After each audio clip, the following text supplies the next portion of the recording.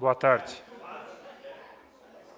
Cumprimento em nome do Rangel, superintendente regional, todos que estão aqui presentes, em especial os que estão da Casan aqui, e a Aires, representada pela Cláudia, e convido o senhor Felipe Antônio, químico, para poder explicar sobre agrotóxicos na água.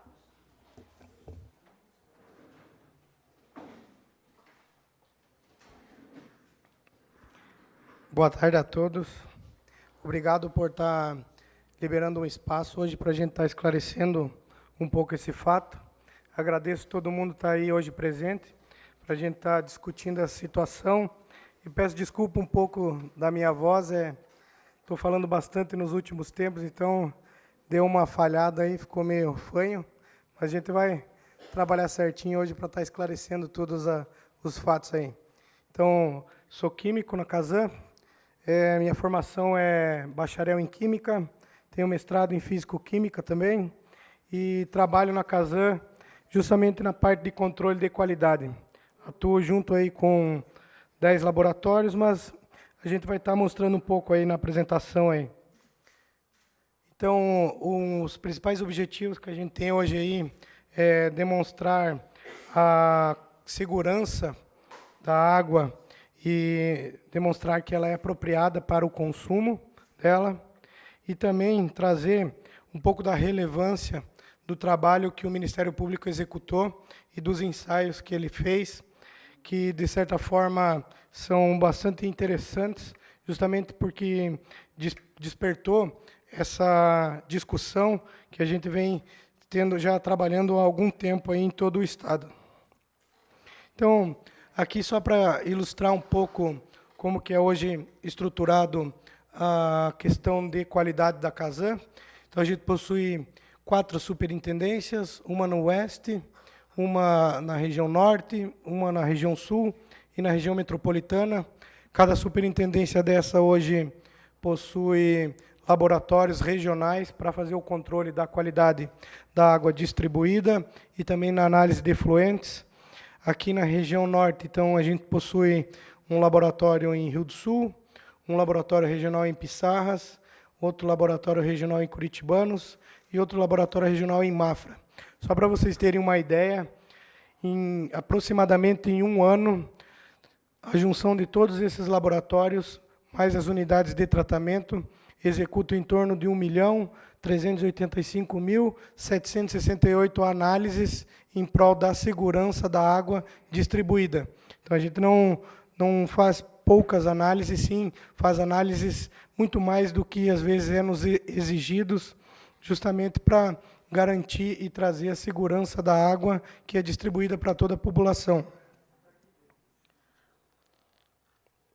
Então, todos esses laboratórios, hoje, a gente procura sempre seguir à risca todas essas legislações que estão listadas aí. Então, temos a CONAMA 396, são mananciais superficiais, ditam os parâmetros que a gente precisa analisar e as concentrações para mananciais subterrâneos. CONAMA 357, para classificar os nossos mananciais superficiais. CONAMA 430, para lançamento de efluentes. A portaria de consolidação número 5, que é a antiga 2914, que dita as regras de potabilidade da água. A portaria número 017 do IMA, que traz informações sobre efeitos de toxicidade do lançamento de efluentes. E a lei ambiental do Estado, aqui, 14.675. O cumprimento de todas essas legislações hoje da Casan há um investimento de 2 milhões, em torno de 2 milhões e 100 mil, aproximadamente, só em análise contratada de laboratórios hoje credenciados pelo Inmetro, para garantir justamente a segurança da água, a confiança e a validade de todos os resultados gerados e apresentados junto à vigilância, junto ao Ministério, junto a agências reguladoras que hoje estão atuando no Estado. Então, só para quantificar por superintendência, aproximadamente o investimento para o cumprimento de todas essas leis. Então, Portaria 2914, ali, que é a portaria de consolidação 5, só na região norte aqui, um investimento aproximado, esses dados são até fevereiro de 2019, então, atualizando, pode ser que eles fiquem um pouco maiores agora. Então, só para essa portaria, há um investimento de em torno de R$ 382 mil, só em análise. Para Cryptosporidium giardia, que são 2 micro-organismos que precisamos monitorar de acordo com resultados que são gerados na 2914, em torno de R$ 30 mil, só para a região norte. Análise de radioatividade. Quem tem acompanhado aí na televisão tem uma série interessante aí de Chernobyl, que mostra o quão preocupante é esse tipo de parâmetro. Em torno de 5.250, 21 análises aproximadamente são feitas aqui na região norte. Para análise de efluente e corpo receptor, que são as saídas das estações de tratamento de efluente, e análise do corpo receptor em si, que está recebendo esse efluente, em torno de R$ 15 mil aqui. CONAMA 396, para a gente garantir a segurança dos nossos poços artesianos, em torno de R$ 57 mil. Análises ecotoxicológicas, que são análises que garantem que o lançamento de efluentes não está afetando a vida que está recebendo esse efluente no rio, um exemplo, em torno de R$ 2.500. E, no ano passado, executamos a outorga de vários poços que permitem o nosso uso de forma regular, em torno de R$ 35 mil de investimento somente para uso regular e permissão de explorar esses poços aí. Então, esse slide somente para ilustrar que esse decreto de 77 traz a competência do Ministério da Saúde em relação às definições e o monitoramento da potabilidade. Então, quem hoje define os níveis de segurança em relação às substâncias, os tipos, a gama, é o Ministério da Saúde. Então, esse decreto ilustra só a competência dele. Aqui, mais ou menos um panorama da questão da potabilidade na água, da legislação. Então, temos que o Brasil começou a despertar um interesse desde a década de 60 em relação a definições relacionadas à potabilidade da água. Então, a primeira portaria de 77, portaria número 55. Depois, só 23 anos depois, ali, foi feita uma revisão da portaria, 36. Depois, 10 anos, outra revisão. 4 anos, outra revisão ali. Em 2011, a última revisão. Penúltima, quer dizer, última dá para se falar, porque a portaria de consolidação de dezembro de 2017 somente foi feita uma junção da legislação de 2011 e acrescentado só uma outra parte de flúor. E, recentemente, eu faço parte, só tomar uma aguinha aqui, faço parte da Câmara Técnica de Controle de Qualidade da Água, que é uma câmara que junta todas as empresas de saneamento no Brasil. A gente discute justamente qualidade, segurança, problemas que todas as empresas enfrentam relacionados ao saneamento no Brasil, para, através dessa Câmara, a gente conseguir ter uma certa palavra dentro do Ministério da Saúde, levar opiniões que o Ministério da Saúde pode acatar ou não aceitar relacionado a isso. E, através dessa Câmara, recentemente eu estou fazendo parte da revisão da portaria de consolidação, número 5.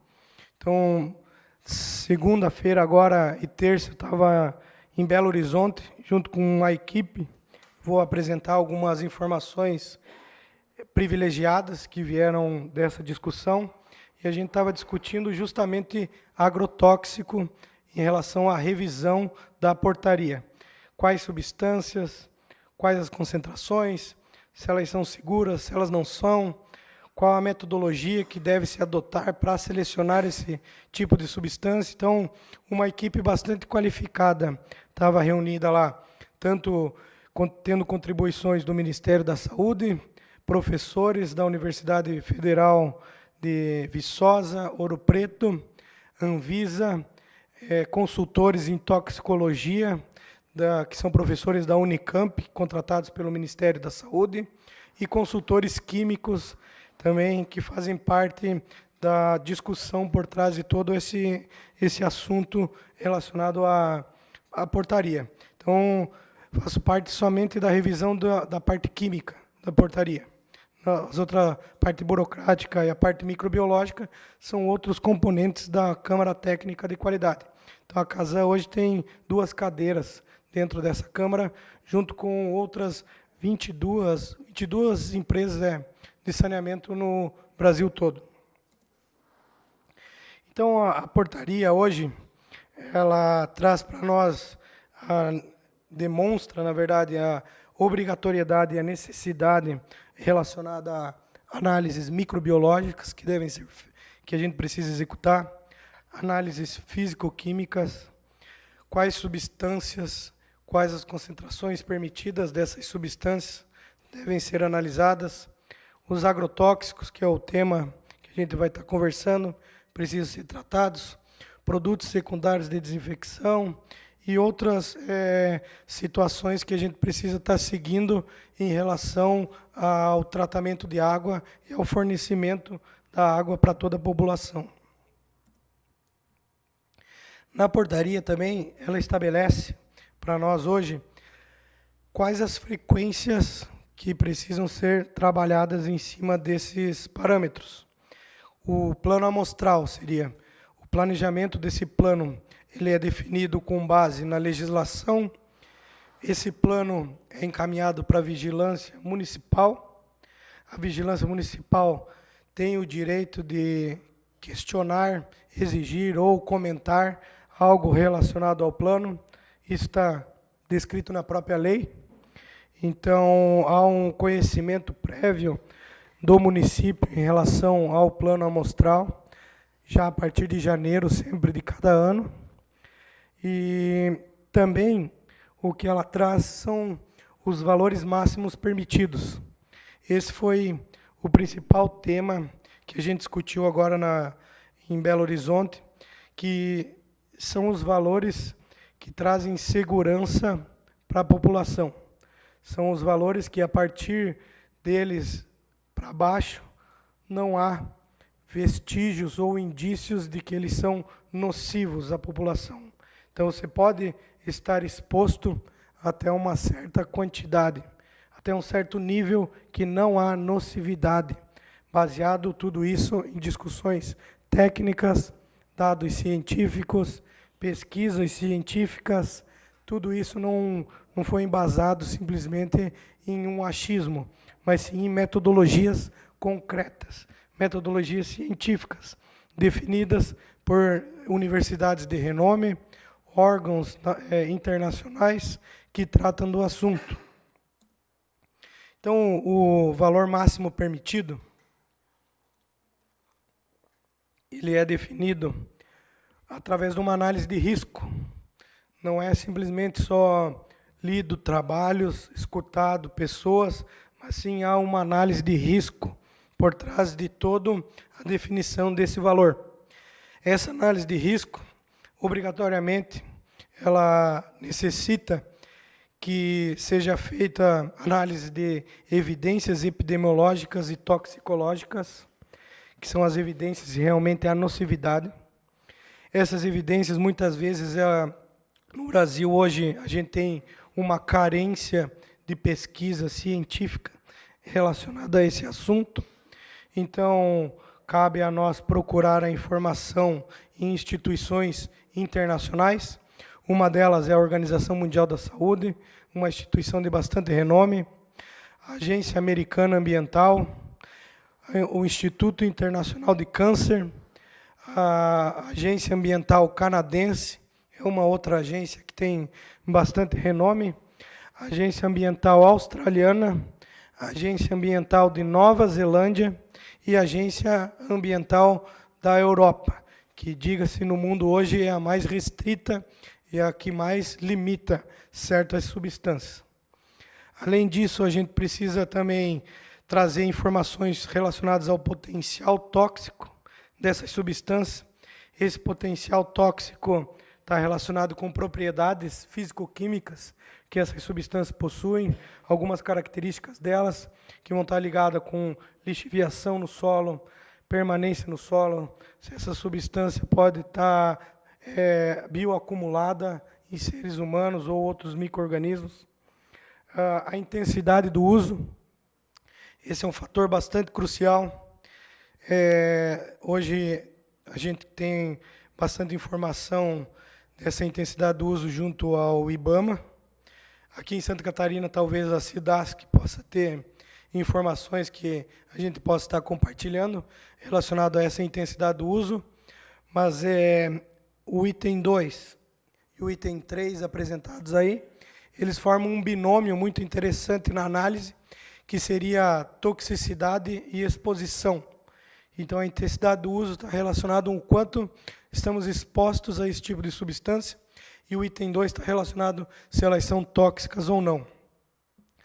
Também não deve se deixar de ter em mente se é possível ou não medir, se existem técnicas analíticas viáveis para executar essas medições relacionadas a essas substâncias, principalmente porque algumas dessas substâncias elas possuem metabólitos secundários. Você parte de uma molécula inicial e essa molécula ela passa por algum processamento por um micro-organismo, ou na água, ou no solo, e ela gera substâncias secundárias, que na portaria a gente também não analisa somente a substância nua e pura. A gente analisa metabólitos secundários, daria para se pensar os filhos das substâncias. A gente analisa o pai e analisa o filho da substância também. E, além disso, tudo isso é feito a comparação com todas essas normas que eu acabei de citar anteriormente. Então, aqui, uma metodologia, na nossa última reunião, ainda vai ter mais 2 reuniões no Ministério da Saúde, foi se desenvolvido, junto com a universidade, uma metodologia bastante interessante relacionada à definição de quais substâncias devem entrar na lei e quais não precisam estar na lei. Essa metodologia ela é embasada inicialmente num levantamento científico de propriedades. Então, a gente tem o coeficiente de partição relacionado a se essa substância pode sofrer adsorção ou não no solo. O tempo de meia-vida é um parâmetro bastante interessante. Vou citar só um exemplo. Há agrotóxicos no Brasil que já não são comercializados desde a década de 80, e o tempo de meia-vida na química ele é o tempo necessário para reduzir a concentração inicial à metade da concentração inicial. Esse tempo.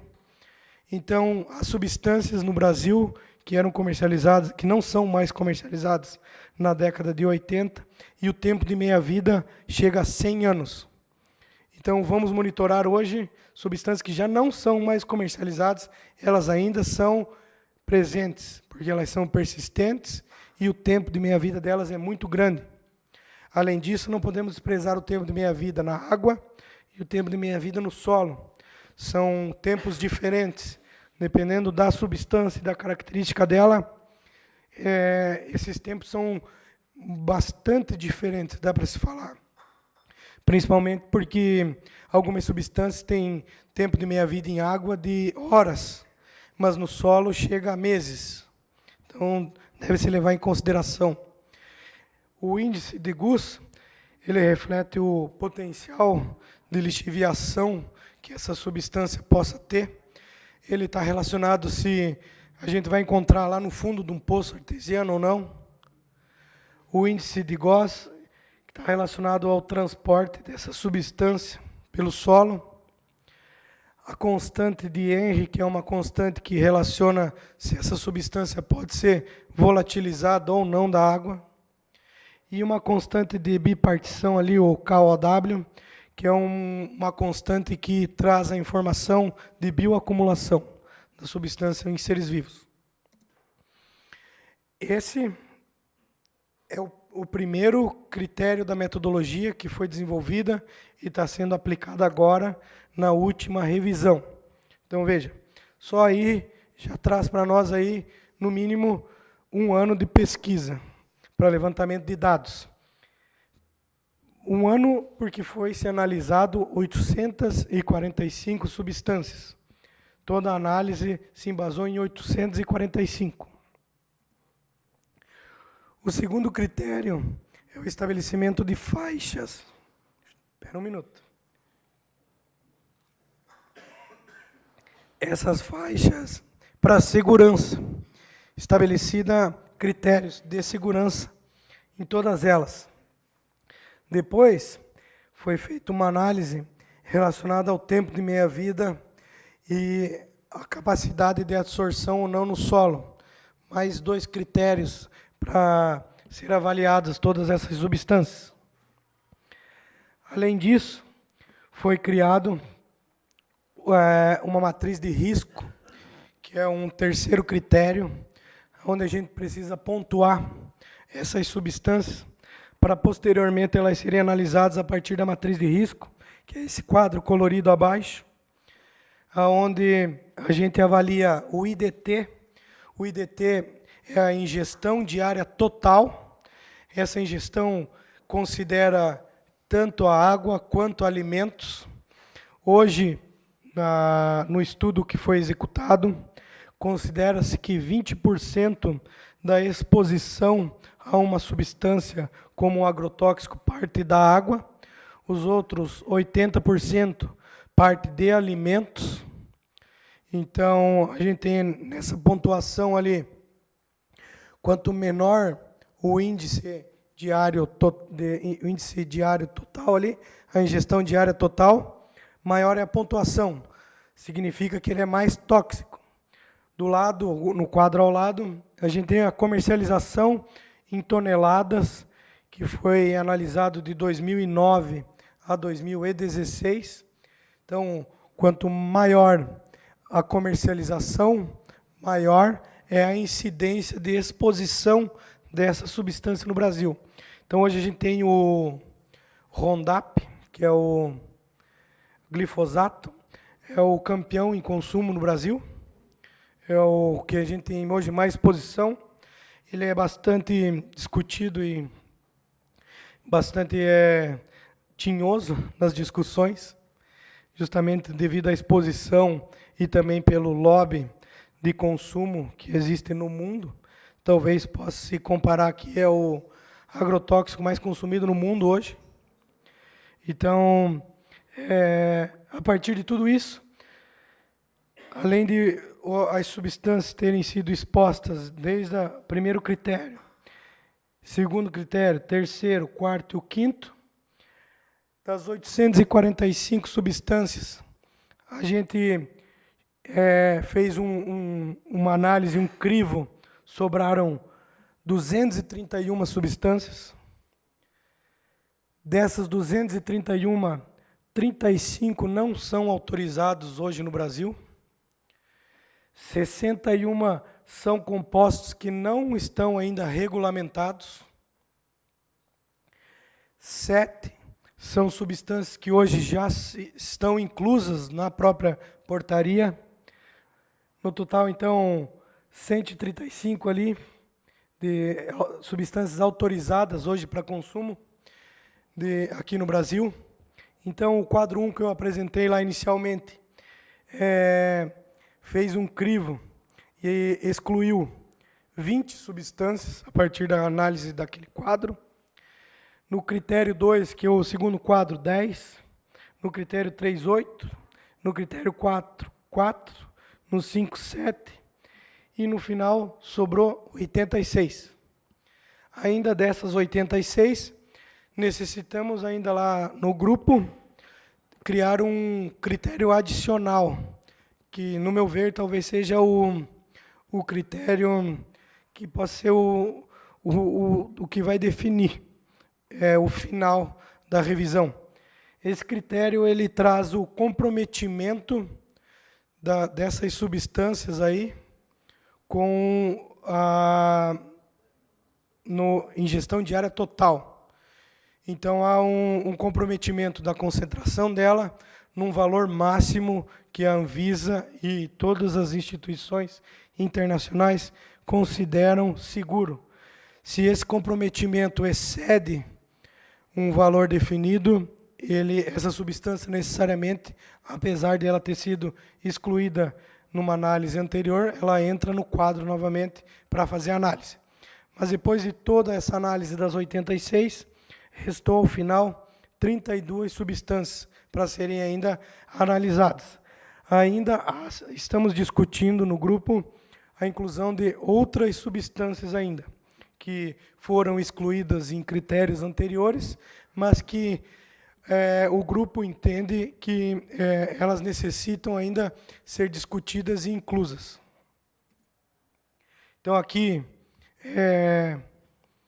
para ilustrar como no Brasil somos bastante conservadores em relação a valores máximos permitidos, comparados com outras instituições, inclusive sempre procuramos trazer um nível seguro, por mais que outras instituições internacionais tenham considerações de valores acima do permitido, no Brasil a gente procura sempre ser bastante conservador em relação ao valor adotado.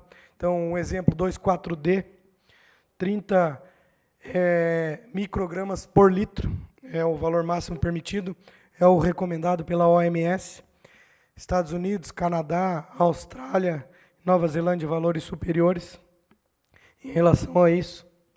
Então, aqui só ilustra esses valores que a gente está adotando hoje como valores máximos permitidos aqui no Brasil hoje, né? Esses valores eles são calculados, não são somente baseados em alguns dados, mas sim há um equacionamento por trás deles que traz o cálculo e a definição.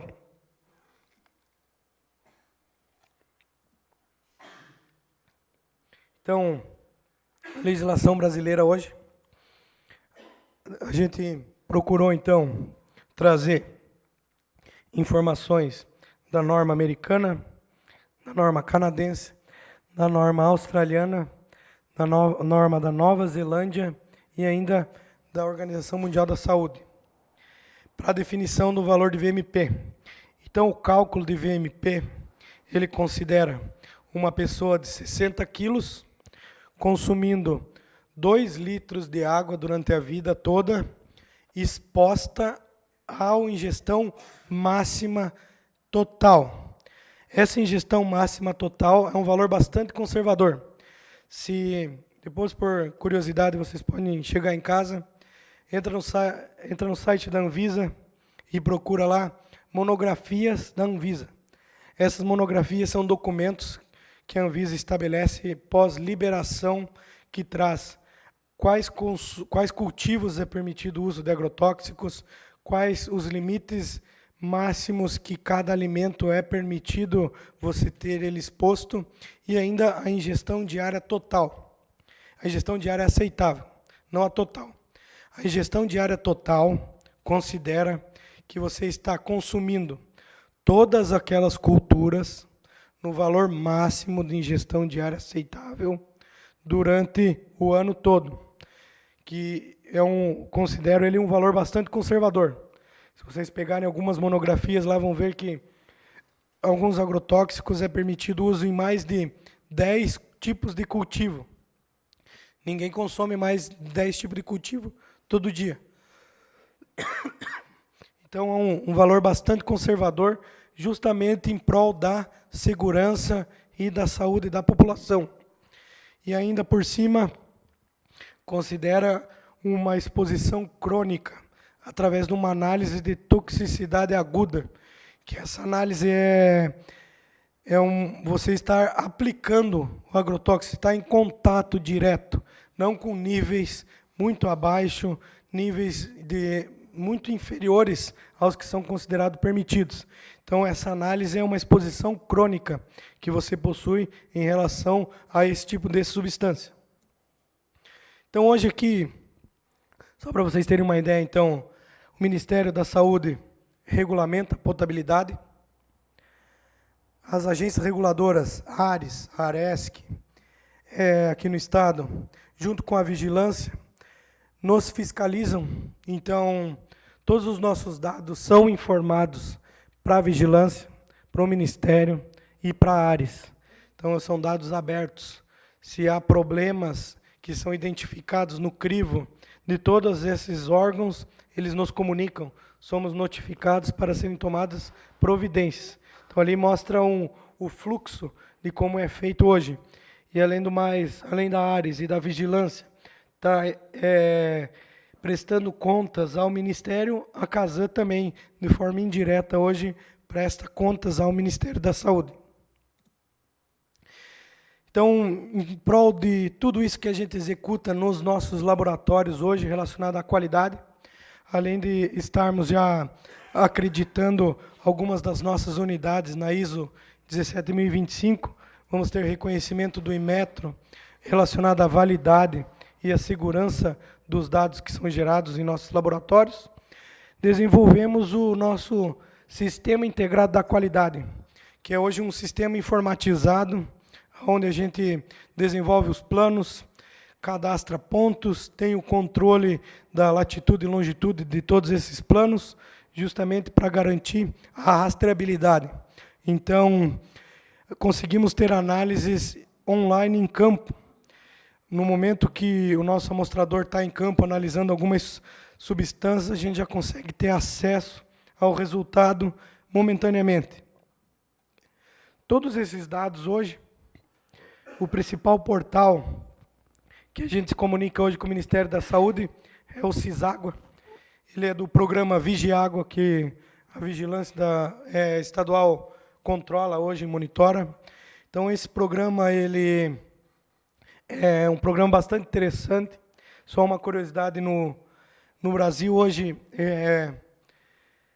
o Sul, o Sudeste são os principais alimentadores de dados no portal, e esses dados, em toda aquela análise que eu demonstrei anteriormente, também foram considerados na análise dos agrotóxicos, justamente porque aqui traz o panorama nacional.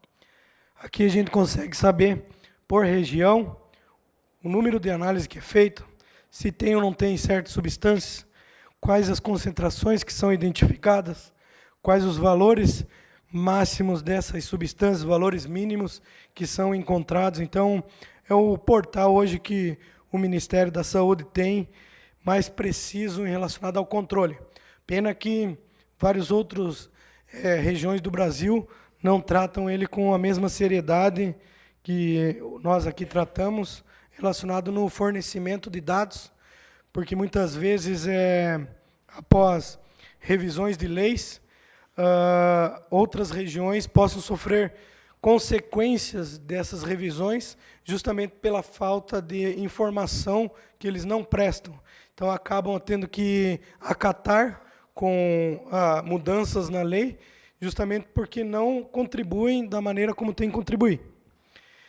Então, ilustrando aqui, temos hoje relatórios que são encaminhados para a ARES. A ARES tem alguém da ARES aqui? Tem o CISARES lá, não tem? Monitoramos, preenchemos os CISARES. Até podemos, talvez, trabalhar de uma maneira hoje online e automatizada, que o nosso sistema SIC hoje já faz com o CISÁGUA. Então, o nosso portal, o nosso sistema hoje, ele importa de forma automatizada todos os dados gerados direto para o portal do CISÁGUA. Tínhamos problema no passado de inconsistência em resultados que foram digitados errados. Isso gera uma análise depois, posterior, complicada. porque não está, de fato, trazendo a verdade por trás dos dados que são informados. Então, isso pode ser que a gente consiga trabalhar junto com a agência reguladora. Temos o CISÁGUA, que é um relatório para a agência reguladora, a gente informa um relatório mensal. O CISÁGUA é um relatório mensal, um relatório semestral também, e trimestral, depende do tipo de manancial. E, além do mais, conseguimos, através do nosso sistema, gerar hoje os relatórios de ensaio.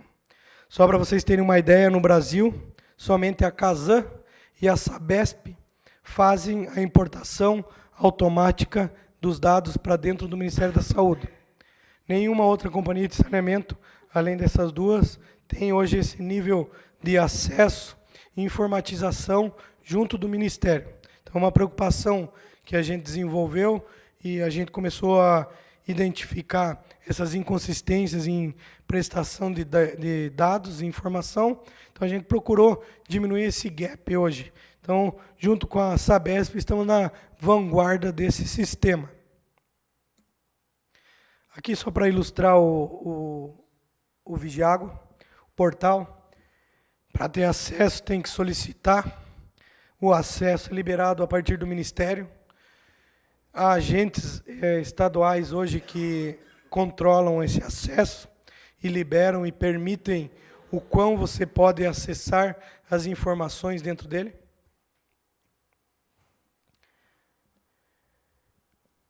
Aqui, então, só para vocês terem uma ideia, esses dois quadros aqui é o panorama de quais tipos de substâncias hoje são exigidas na última portaria aí para a gente monitorar.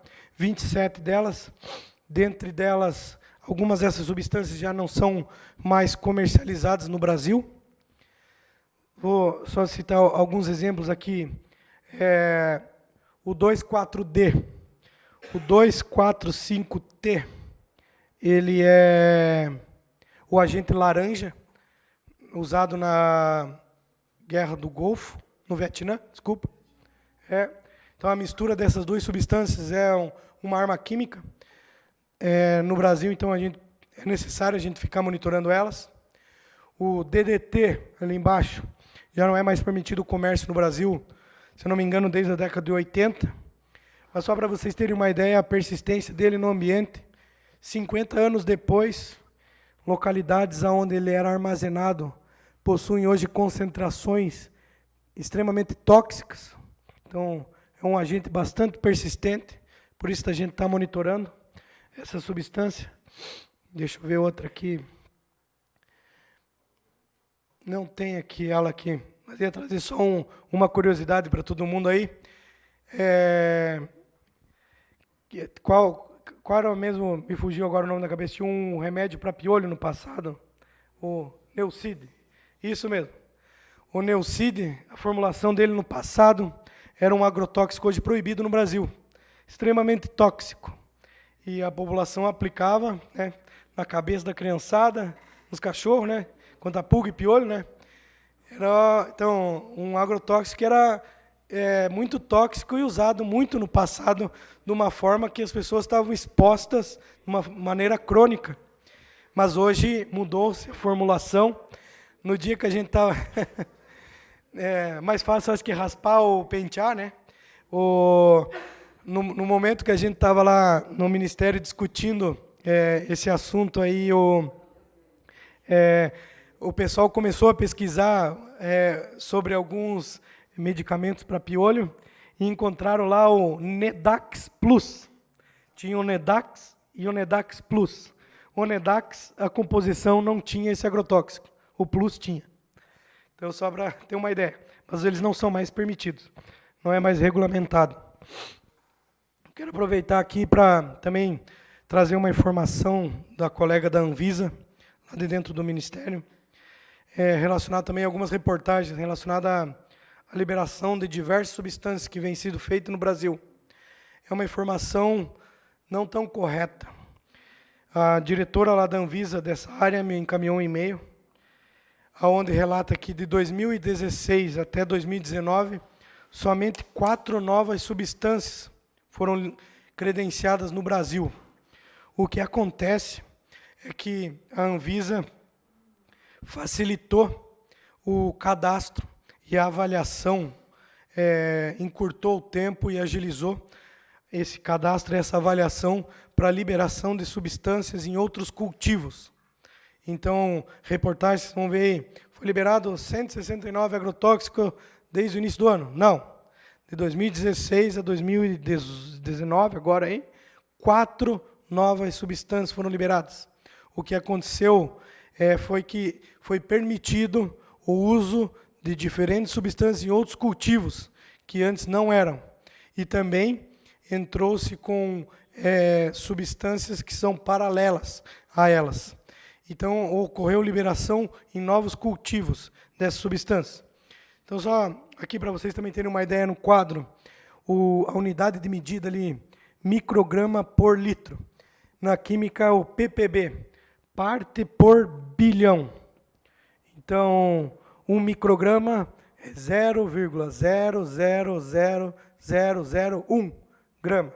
Então, é um valor que a gente não consegue nem palpar sem ter equipamentos que consigam ver esse tipo de unidade aí. Aqui agora vamos entrar então no assunto do próprio estudo do MP, que traz o que foi encontrado aqui em Rio do Sul. O MP analisou 204 agrotóxicos. No meu ver, a gente precisa trabalhar em conjunto, mais com os outros órgãos do Estado, relacionado na avaliação. Porque não adianta ficar querendo encontrar pelo em ovo se não existe. Então, a gente precisa fazer um crivo do que realmente é necessário estarmos avaliando, e não estar analisando uma gama tão intensa de substâncias que, muitas vezes, além delas acarretarem um custo nessas análises, uma dificuldade operacional, elas não têm uma certa importância para estar sendo monitoradas.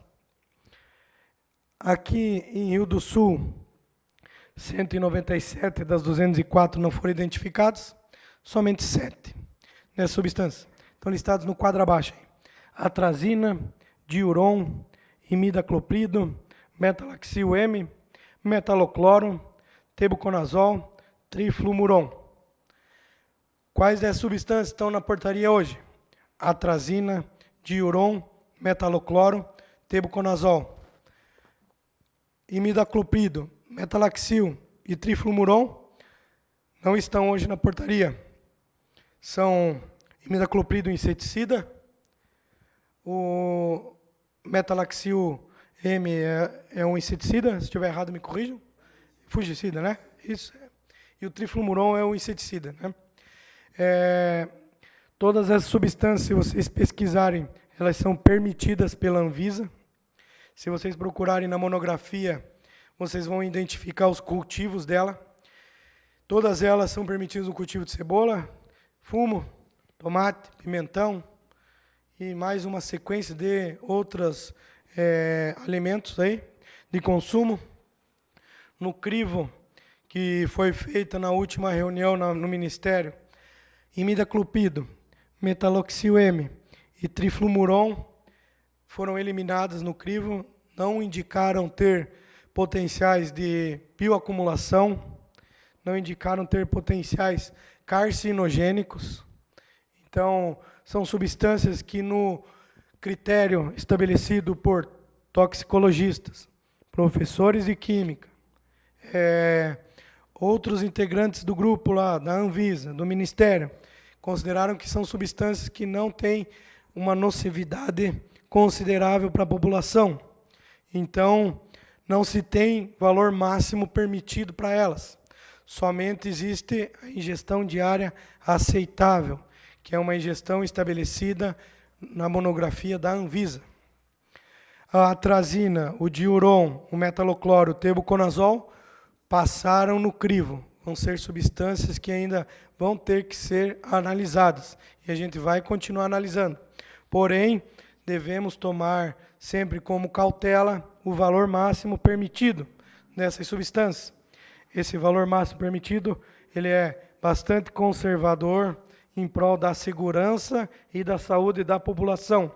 Então, só para vocês terem uma ideia, a atrazina, 14,81 vezes menor do que o valor máximo permitido foi identificado.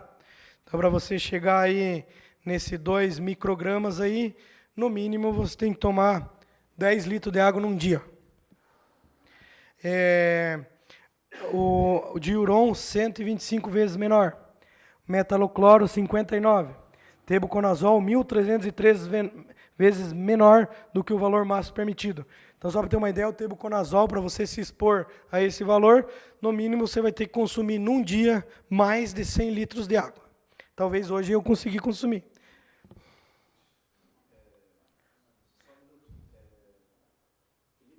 Isso.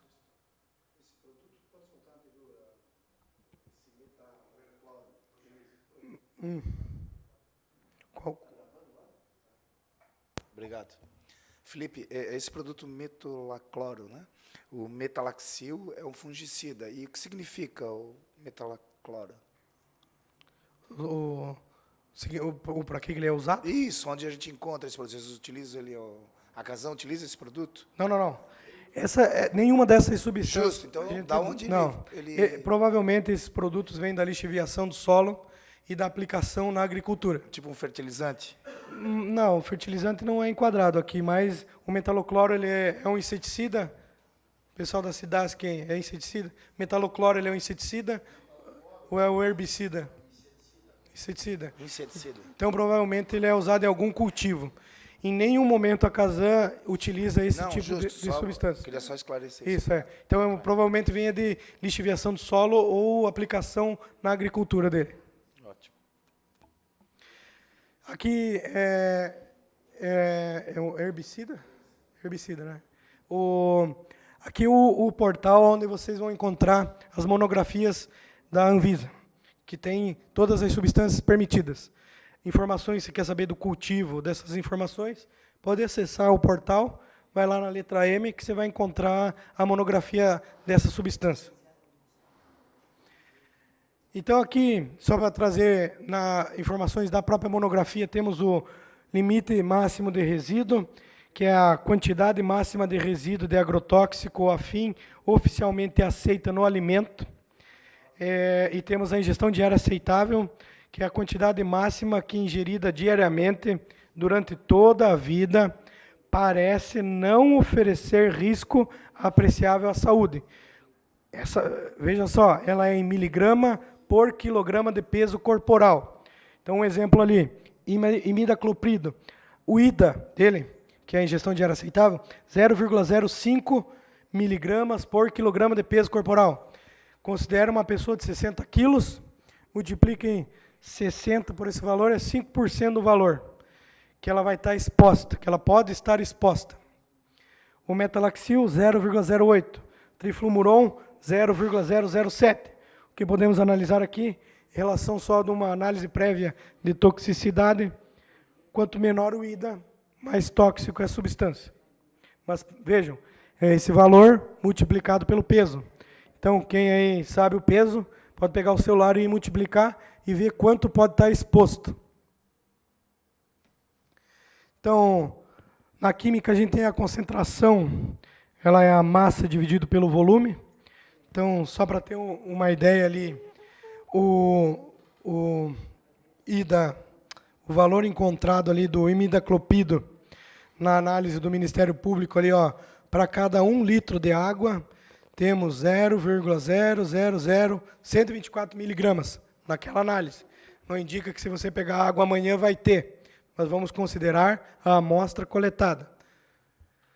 O metalaxil, 0,000139 miligramas. Triflumuron, 0,000377. Se considerarmos o IDA, estabelecido na Anvisa, o imidacloprid está 403,23 vezes menor do que a ingestão máxima diária que a Anvisa estabelece, que não há problemas à saúde. Metalaxil, 575,54 vezes abaixo do que a Anvisa considera seguro. Triflumuron, 18,57 vezes abaixo do que é considerado seguro. Então, como conclusão, temos a segurança da água em todo momento. Uma coisa que eu sempre brinco, o pessoal eles vêm tornar a água um vilão, mas estão comendo salsicha a rodo aí.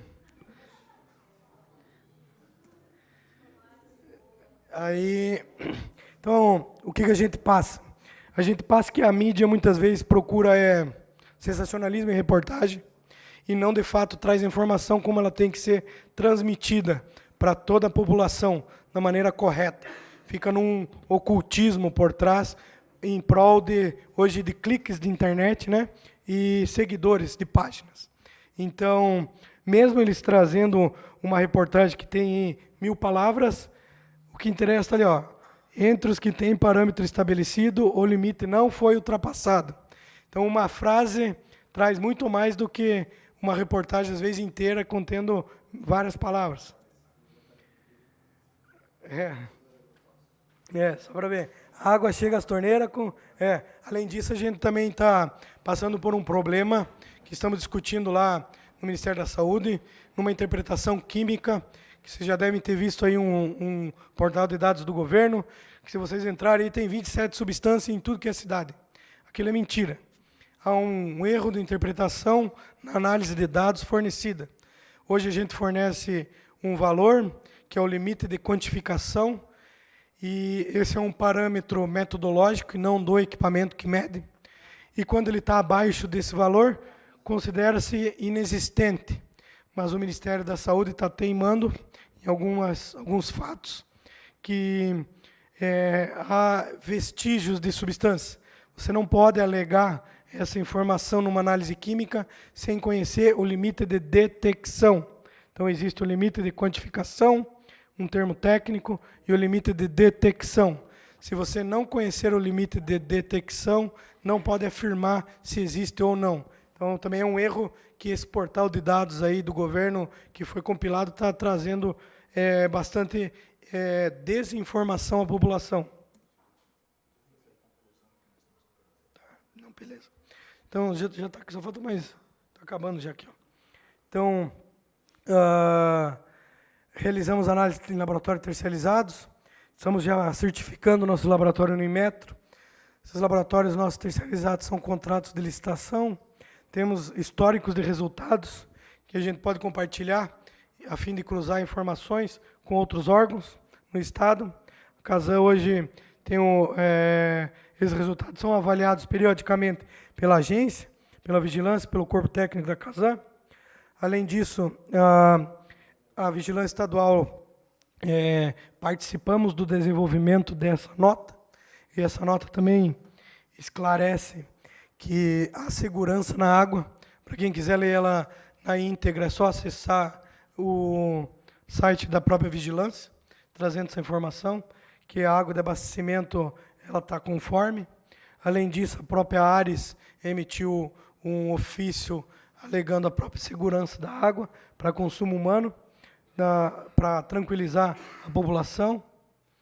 Então, o estudo do Ministério ele traz um benefício que é um alerta, para a gente estar começando a aproximar todas as outras instituições do governo e a gente ter uma conclusão mais precisa e uma informação mais correta, a fim de a gente estar trabalhando cada vez mais em prol da própria saúde da população em si.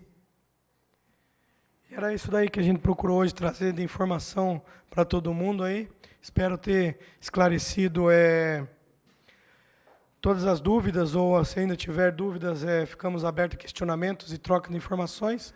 E estamos aí para...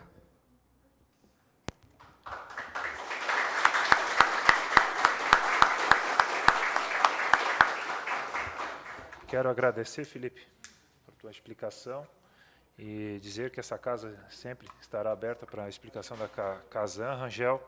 E o tempo, eu sei que o tempo foi curto, mas acho que foi bem aproveitado. A gente tem que encerrar devido à sessão ordinária que nós temos, mas, mais uma vez, fica aberto. Quero agradecer, Rangel, tá?